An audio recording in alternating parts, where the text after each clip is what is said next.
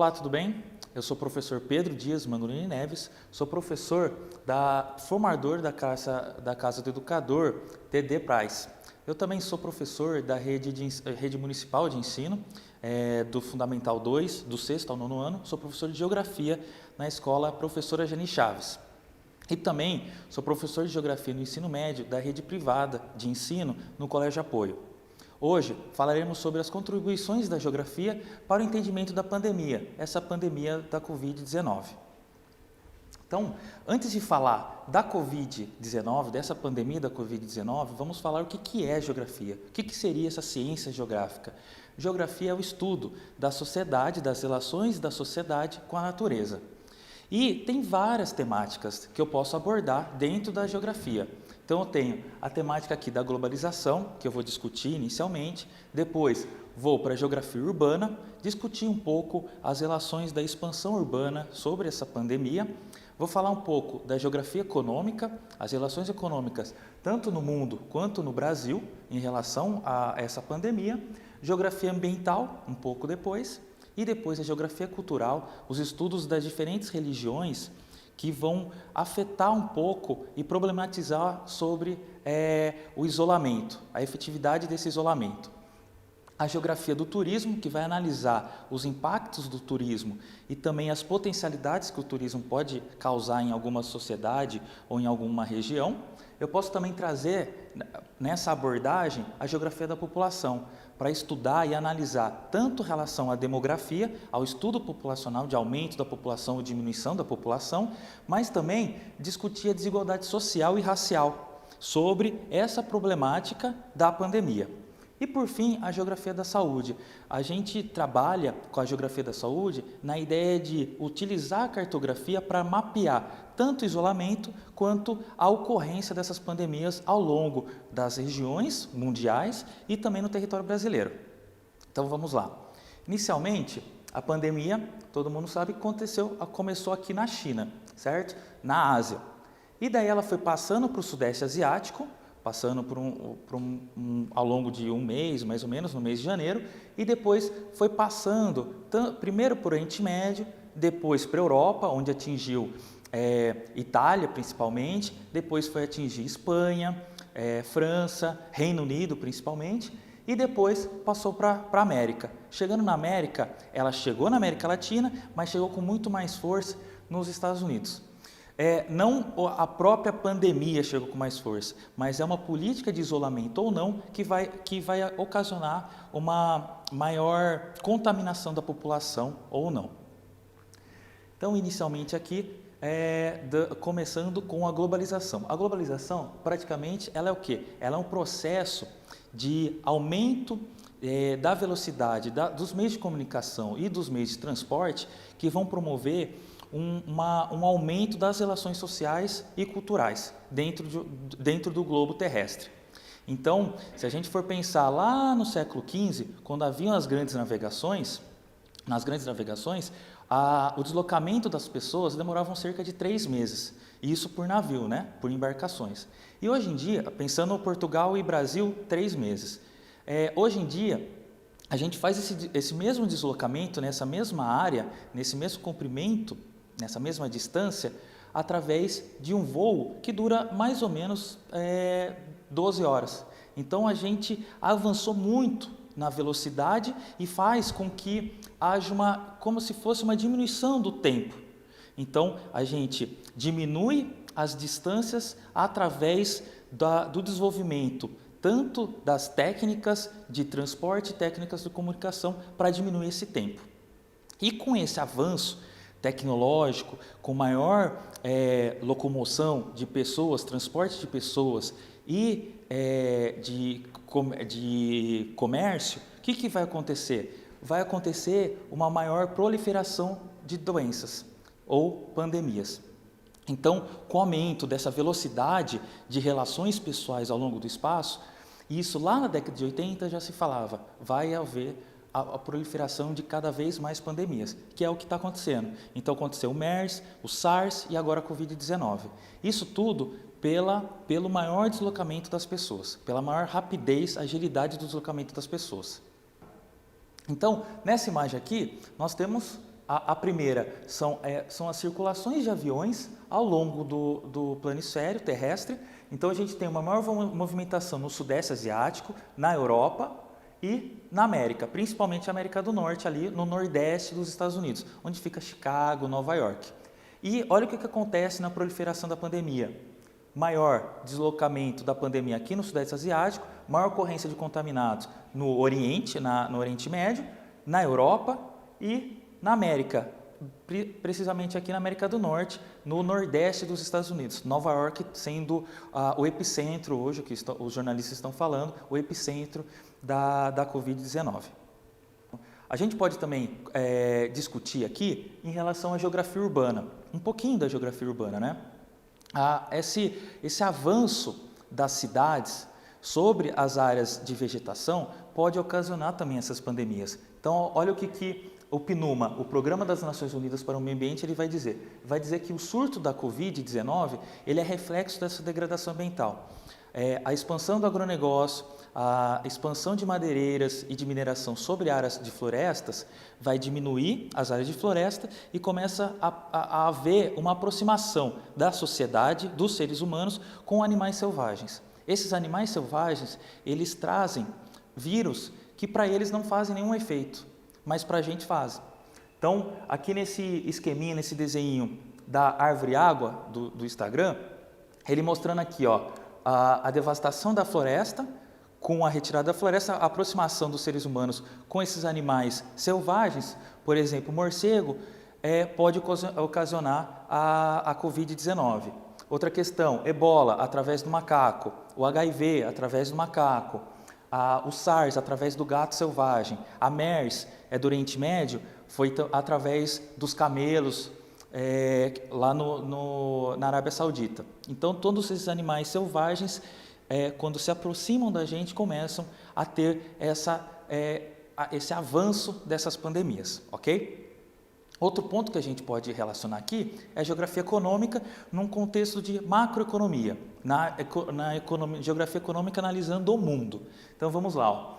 Com a diminuição da utilização do petróleo, como a gente está em isolamento e diminui a produção industrial, então a gente vai ter uma diminuição de circulação de transporte e diminuição industrial, que vai promover uma diminuição da utilização de combustíveis fósseis, como o carvão, o petróleo, o gás natural. E com isso, com a diminuição do consumo desse petróleo, por exemplo, dessa commodity, o que vai acontecer? A gente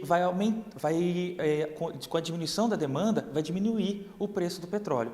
Por isso que a gente vê essas relações e negociações da OPEP, da Organização dos Países Exportadores de Petróleo, para tentar ou segurar ou baixar de vez o preço do petróleo.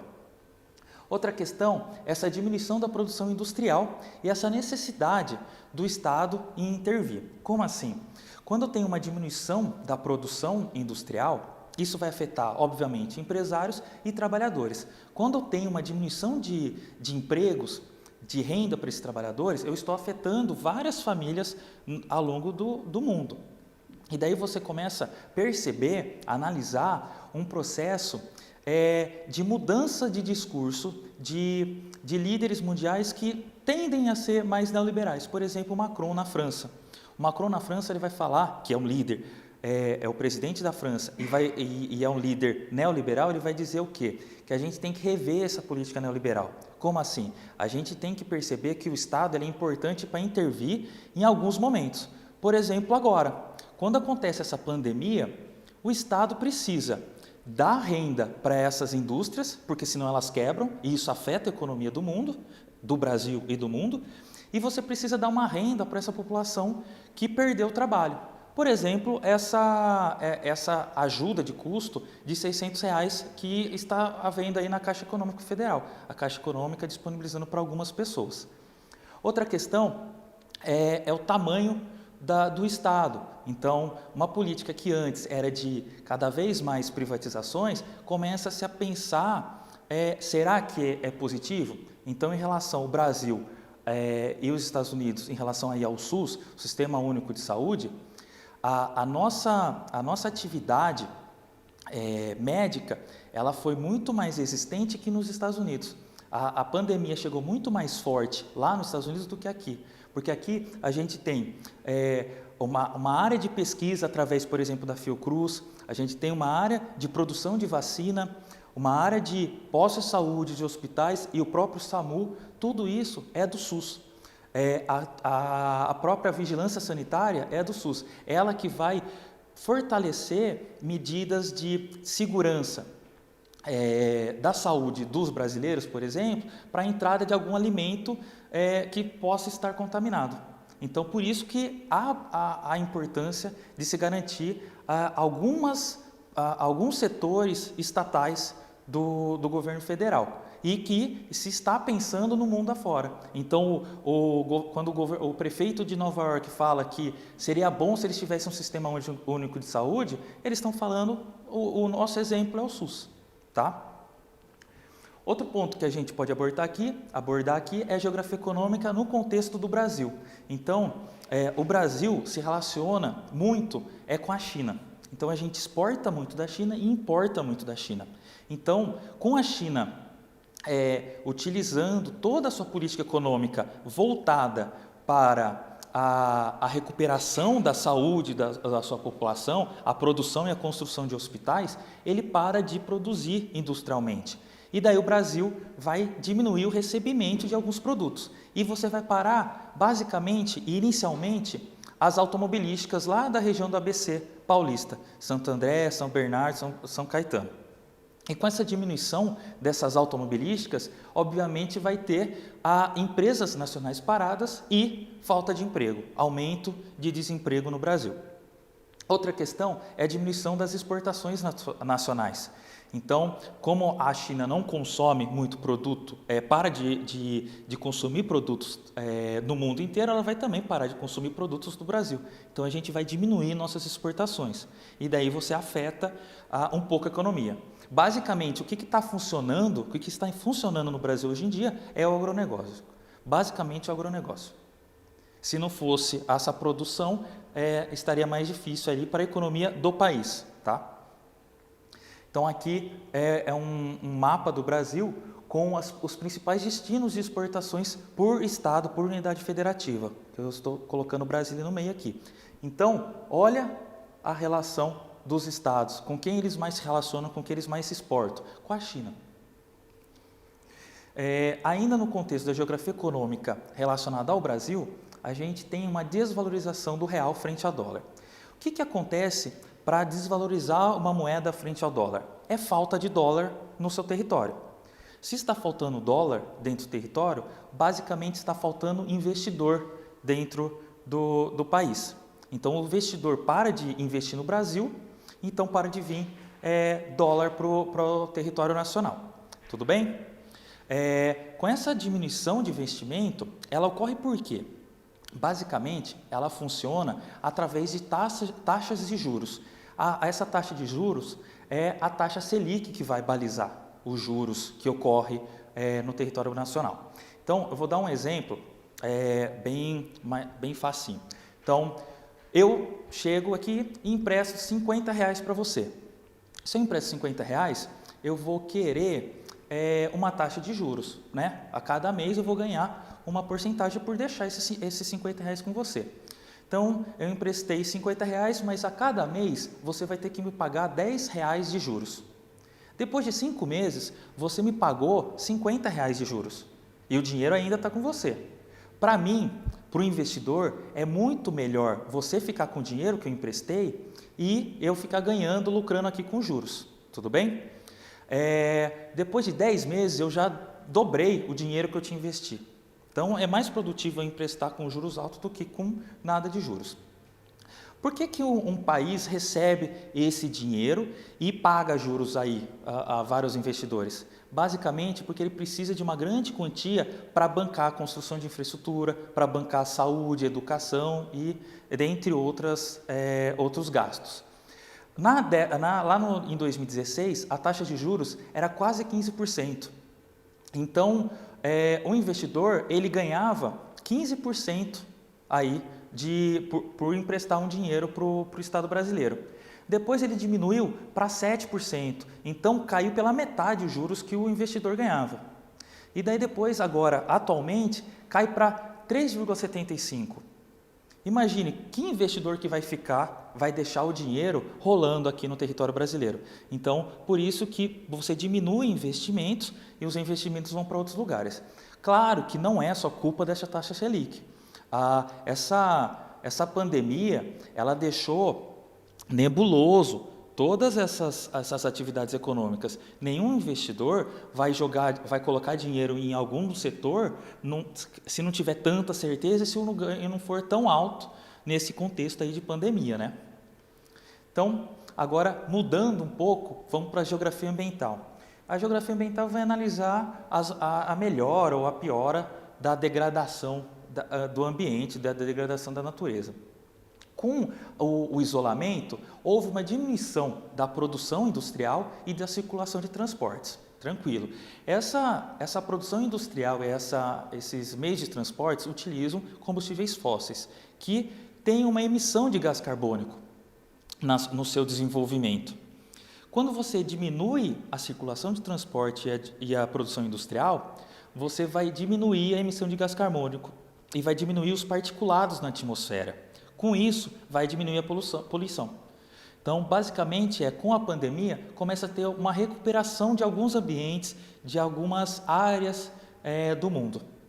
Então, aqui no contexto da indústria, na produção industrial e da circulação, Wuhan foi o epicentro, o início dessa contaminação da pandemia. Aqui, em 2019, em janeiro, fevereiro e final de fevereiro, a gente vê muita emissão de dióxido de nitrogênio. Isso tudo pela emissão de indústrias e de transporte, tá? De caminhão, trem, automóveis. Depois de um ano, aqui, isso em janeiro, de 1 a 20 de janeiro, final de janeiro, início de fevereiro e depois o resto de fevereiro, há uma estagnação da produção industrial em Wuhan. Olha a China. A região aqui sudeste da China, o Oceano Pacífico, olha aqui, isso em janeiro e em fevereiro, coisa de um mês para toda a produção industrial deles. Depois eu vou falar mais como que conseguiu ter essa estagnação dessa produção industrial. Na Europa, então isso em março e abril de 2019, depois março e abril de 2020. Há uma diminuição de quase que 50% da emissão de dióxido de nitrogênio. Isso, obviamente, vai afetar a natureza, vai se recuperar, mas é uma coisa momentânea, tá? Não tem como pontuar falando que melhorou a vida no mundo. Então, aqui em São Paulo, a atmosfera, antes com vários particulados na atmosfera e agora sem nada, com a diminuição da produção industrial em certo momento de tempo. Aqui com alguns animais selvagens voltando ao que era o ambiente natural deles, quando teve uma produção, a expansão urbana, aqui deve ser um país asiático, você tem uma expansão, os animais voltando para essas áreas porque não tem tanta gente circulando nesses ambientes. Isso vocês vão ver em várias reportagens na Europa, nos Estados Unidos, no Brasil. Então, animais vindo para a cidade para passear. Quanto ao contexto da geografia cultural, a geografia cultural vai analisar basicamente as diferentes culturas, as diferentes religiões nas diferentes sociedades e o que ela impacta na sociedade e nas relações humanas. Os povos orientais, a gente vai perceber que eles seguem e confiam mais no governo. Eu estou falando do Oriente em relação ao Ocidente, não estou falando nem Brasil, nem Estados Unidos. A maior parte dos povos asiáticos, eles acreditam nas suas lideranças e eles acataram mais o isolamento. Deu para perceber que o isolamento era quase que total. Claro que às vezes tinha algumas pessoas que não respeitavam esse isolamento e daí tinha uma medida meio brusca do Estado, desses estados chineses. Há uma maior quantidade de pessoas utilizando máscaras e, através desse isolamento, há uma estagnação desse contágio. Esse contágio acaba sendo menor. Então, por exemplo, você não tem mais uma expansão crescente ali nos países asiáticos, principalmente aí relacionada à China, Coreia do Sul, Vietnã, Japão e Singapura. O que vai se relacionar a isso? Basicamente, a uma doutrina do confucionismo. Confúcio lá de 540 a.C., ele dizia, e os povos orientais, eles seguem um pouquinho dessa doutrina, ele dizia o quê? Os governantes devem amar o povo como verdadeiros pais, e a população deve ser obediente e humilde como os filhos. Então a população, ela vai enxergar os seus líderes, os seus políticos, como um pai, que deve conhecer muito mais da vida do que a gente. Então a gente tem que respeitar o que eles decidem pela gente. E os líderes também, eles sabem que são considerados os pais dessa sociedade e eles precisam sempre pensar no melhor para a sua população. Confúcio vai dizer também que os seres humanos devem amar o próximo e viver em comunidade. Então, nessa questão aí de trabalhar a atividade humana em comunidade, por exemplo, uma pessoa jovem não vai se contaminar e não vai se adoecer. Então, como ela pensa em comunidade, ela pensa que se eu for andar por aí e ficar em festa, eu vou contaminar uma outra pessoa, às vezes o meu avô ou um avô de outra pessoa, e isso vai ser ruim, né? Porque nós vivemos em coletivo. Se a próxima pandemia só atingir os novos, então as pessoas mais idosas vão ficar andando por aí, porque não atinge elas. Então, se você pensa no coletivo, em comunidade, você teria um outro pensamento. E isso acontece ali relacionado ao Confúcio. Outra questão aqui, por fim, da questão da geografia cultural, é a valorização da tradição. Não só os povos orientais, mas também comunidades indígenas, algumas comunidades tidas como primitivas, um termo pejorativo, mas que não cabe uma discussão porque ela é mais profunda. Essas sociedades, elas têm uma relação com o ancião, com a população mais idosa, com a população mais vivida, que é uma pessoa, como ela viveu mais, ela sabe mais e ela tem muito a nos oferecer. Não é uma pessoa descartada, como as populações, de forma generalizada, tá? As populações do Ocidente veem as populações idosas. Então, é um asilo, é uma casa de repouso. Não é o idoso ali participando em comunhão, com as outras pessoas, porque ele tem muito a ensinar, né? Ele viveu 70, ele viveu 80 anos. Então, todos esses pontos aí relacionados à doutrina do Confúcio vai fornecer, vai respaldar teorias de que por que o Oriente conseguiu brecar, frear muito mais essa pandemia do que os países ocidentais. Outra questão aqui é relacionada à geografia do turismo. Então, a geografia do turismo vai analisar os impactos do turismo e as potencialidades do turismo. Então, aqui, por exemplo, as regiões do Sudeste Asiático, Tailândia, Malásia, além das atividades econômicas, industriais, tem o turismo como setor importante para a economia desses países. Com o início do isolamento, começou a diminuir a circulação de pessoas. Com a diminuição da circulação de pessoas, o que vai acontecer? A economia desses países vai sentir, vai ter uma freada, né? Na entrada de dólares. Outra questão é que alguns animais selvagens começam a chegar nessas áreas turísticas. Então, surgem, por exemplo, tartarugas enormes começando aí no litoral da Índia, onde há 30 anos não tinha. Então, essas tartarugas começam a desovar em regiões que há 30 anos não tinha tartaruga. Por quê? Porque não tem mais turista nessas áreas. Outra questão é, os animais que se alimentavam das comidas trazidas pelos turistas, principalmente aqueles macacos que eram tratados até como ladrões, né? Que tem vários vídeos eles roubando mochila, roubando lanche dos turistas.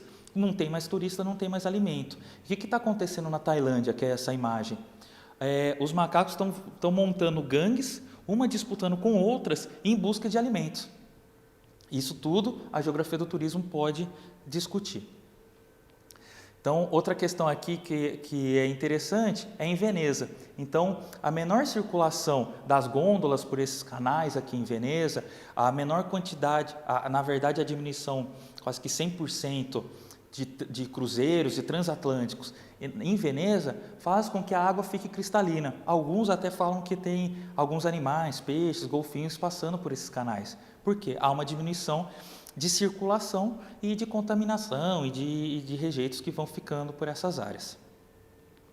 Outra questão aqui é a geografia da população, relacionada à demografia.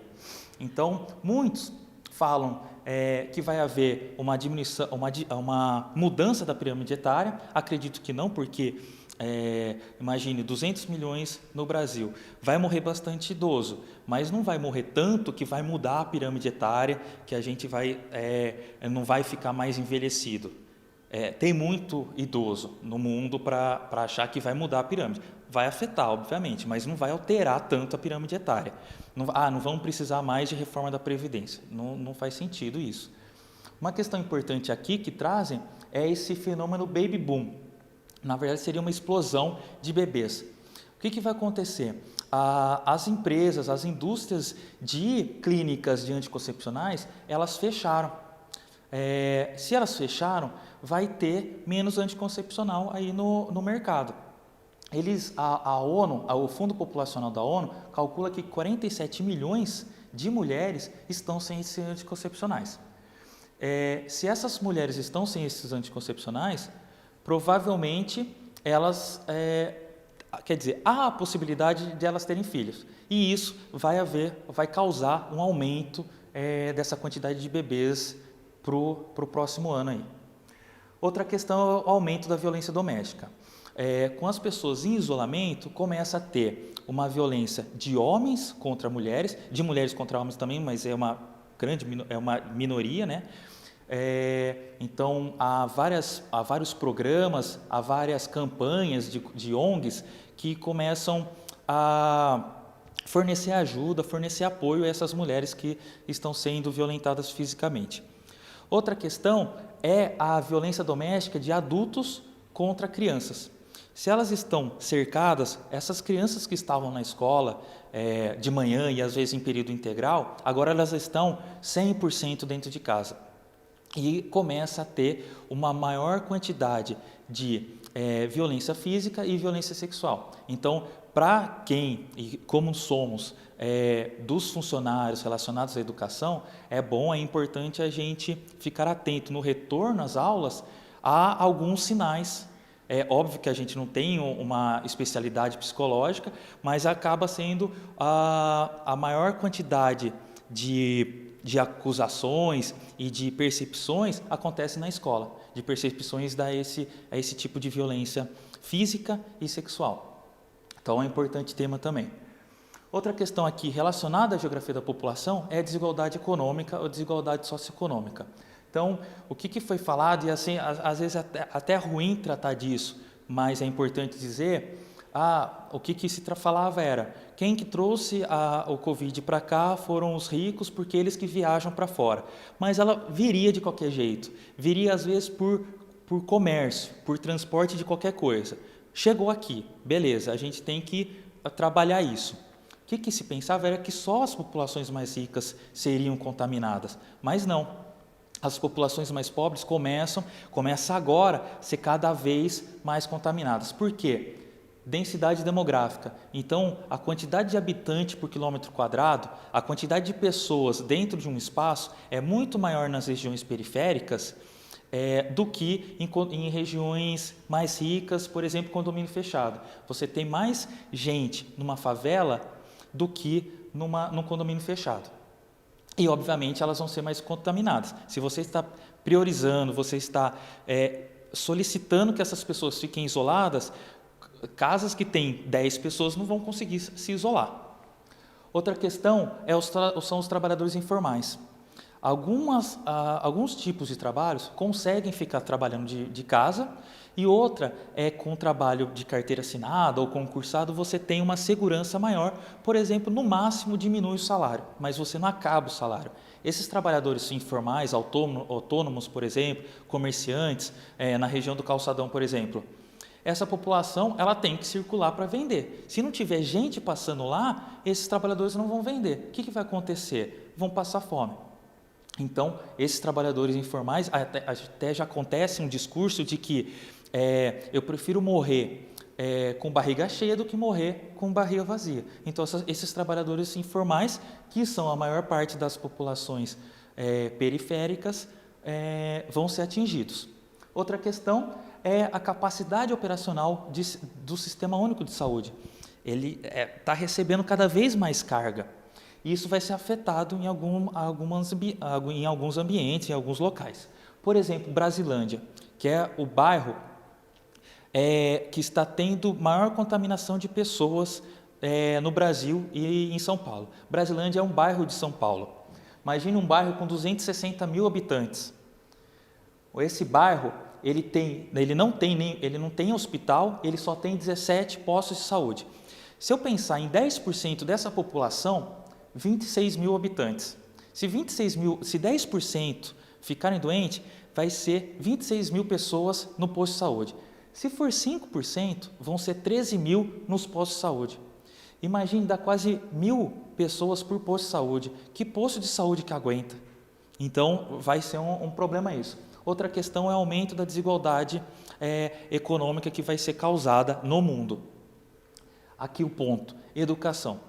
Então, as escolas particulares, as escolas privadas que estão tendo esse ensino à distância, os alunos eles continuam estudando. Obviamente que não é a mesma coisa que em loco, ao vivo, mas estão tendo essa relação com o ensino.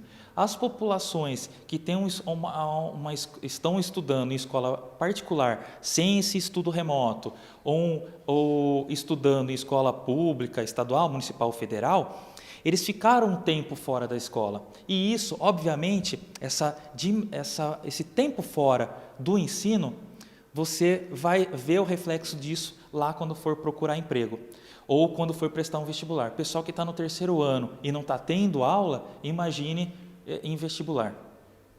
Outra questão é a falta de emprego, então a falência de milhões de empresas. Isso obviamente vai afetar socioeconomicamente essas regiões, e uma menor circulação de pessoas vai afetar o trabalhador informal. A Organização Internacional do Trabalho, que é uma instituição da ONU, da Organização das Nações Unidas, diz que vai haver uma queda no primeiro mês de 60% dos rendimentos dos trabalhadores informais. Ou seja, nesse primeiro mês, um cidadão que recebe R$1.000, ele vai passar a receber R$400. Isso se o cara receber R$1.000, porque no Brasil 50% da população brasileira não recebe R$1.000. Então, imagine a diminuição da renda dessa população mais pobre. Então, por isso que vai ter um aumento da desigualdade. Aqui é São Paulo. Então, eu tenho mais o norte de São Paulo, tá? da cidade de São Paulo, aqui seria o sul da cidade de São Paulo, Zona Leste, Zona Norte. A região oeste é uma população onde tem Jardins, por exemplo, aqui, ela é uma população que não está sendo tão contaminada assim. Foi contaminada, mas a mortalidade não é alta. A mortalidade é alta nessa região, na Zona Leste, onde acontece 48, 52, 35 mortes ali nessas regiões. São as regiões periféricas, por isso que estavam afetadas aí, devido à densidade demográfica dessas regiões. Outro ponto são as desigualdades raciais, que acaba sendo uma desigualdade social. Então, isso foi visto primeiro nos Estados Unidos, várias reportagens falando disso. A população negra nos Estados Unidos, ela é 20% da população e acaba sendo 70% das mortes por Covid lá. Então, se você tem 20% da população e ela equivale a 70% das mortes, está desigual. No Brasil, a população negra começa a ter uma maior mortalidade. Aqui, dado de 10 de abril e passa a ser 26 de abril. Então, a população parda e preta, que vai ser negra, considerada negra no IBGE, vai começar a aumentar a mortalidade, porque ela está chegando agora nas regiões periféricas, nas periferias das cidades. Em São Paulo está começando agora essa contaminação. E aí, por fim, a geografia da saúde. A geografia da saúde, que é a cartografia das contaminações ou desse isolamento. Então, cartografia do isolamento social ou não. Quando a gente tem um aplicativo, a gente baixa o aplicativo por celular, a gente libera fotografia, agenda e às vezes o GPS. Então, esse aplicativo ele vai ter essa informação do GPS para ele. E esses aplicativos venderam essa informação de GPS para essa empresa, in loco. Essa empresa in loco, ela fez o quê? Um índice de isolamento social. Nesse mapa aqui, você vê o quê? Goiás tendo 56% de isolamento e o resto dos estados brasileiros com menos que 50% de isolamento. Lembrando que é 1º de abril, o dado, não é mentira, mas é 1º de abril. Um mês depois, obviamente, vai ter uma diminuição desse isolamento. Há uma diminuição da preocupação e uma diminuição desse isolamento. E outra questão, uma cartografia dos casos, dessas rotas de dispersões do Covid ou dessa pandemia. Então, aqui em São Paulo, que é onde tem mais contaminação, a disseminação, os eixos de dispersão desse vírus acontece em São Paulo e, obviamente, vai pelas rodovias. As pessoas vão circulando mais e vai começar a contaminar os grandes e médios centros. Então, Campinas, Ribeirão Preto, São José do Rio Preto, Araraquara, Bauru, começa a ter uma maior quantidade de contaminação. Aqui, um mapa do Instituto Federal do Sul de Minas ele realizou quase que o Sudeste inteiro e excluiu aqui Espírito Santo. Então, tem São Paulo, Rio de Janeiro e Minas Gerais. Onde vai ter maior contaminação? São Paulo, Rio de Janeiro e BH, obviamente, porque tem maior quantidade de pessoas. Mas o interessante desse mapa é que ele mapeou também as áreas de circulação, de maior relação entre os estados. Aqui no sul de Minas, em Juiz de Fora, uma interessante relação com o Rio de Janeiro. Aqui em Extrema, próxima a Campinas, com Minas Gerais. E outra aqui na nossa região, Uberaba, muita gente de São Paulo transita para entrar no estado de Minas Gerais e seguir para Goiás, ou ficar em Minas Gerais. Então, essas áreas poderiam ser apontadas como áreas prioritárias para fazer, às vezes, barreira sanitária de testar pessoas ou ver a temperatura das pessoas, porque isso é uma circulação. Minas Gerais não está tendo muita contaminação, se for pensar assim. São Paulo pode passar essa contaminação para o estado de Minas. Então, é importante pensar sobre isso. Então, gente, eu finalizo aqui.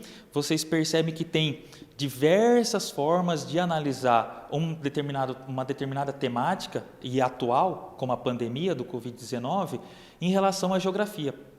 Então, isso é interessante porque você traz o aluno a perceber, de certo modo, a importância da geografia.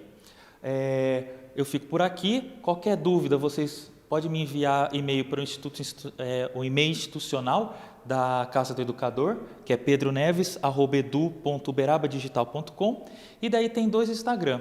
Tem esse Instagram geografia.doc, que eu coloco algumas informações relacionadas à geografia, e eu também tenho esse canal Humanos. Esse @canal Humanos é um grupo de professores das ciências humanas, geografia, história, filosofia e sociologia, que a gente discute essas ciências humanas de uma forma interdisciplinar e transdisciplinar. Beleza? Qualquer coisa, estamos aí. Até breve.